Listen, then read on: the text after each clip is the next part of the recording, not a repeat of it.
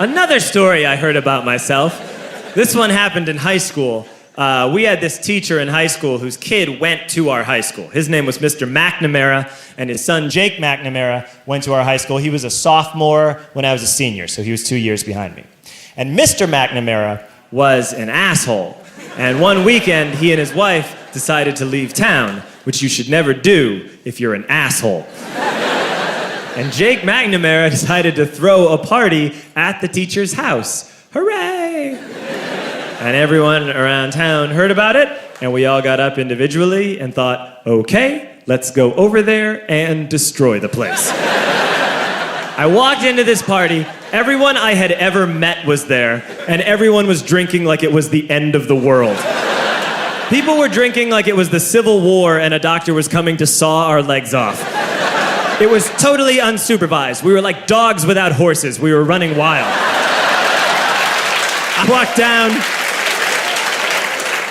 walked down to the basement. They had a pool table in the basement. One dude took a running start and threw his body onto the pool table and broke it in half. Another kid found out which room was Mr. McNamara's and went upstairs and took a shit on his computer.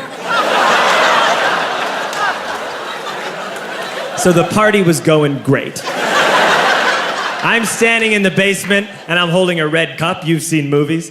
And I'm standing there and I'm holding a red cup and I'm starting to black out. And I guess someone said like, something, something, police.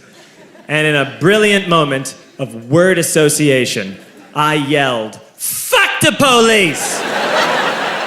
Fuck the police!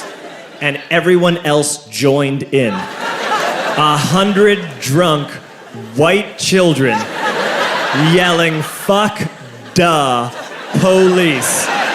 With the confidence of guys who have like already been to jail and aren't afraid of it anymore.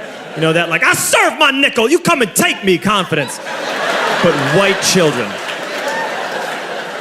The reason someone had said something, something, police was because the police were there.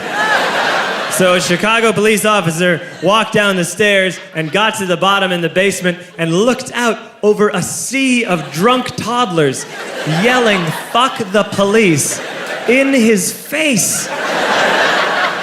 And he was almost impressed. He was like, wow. And then he leaned into his walkie-talkie and went, get the paddy wagon.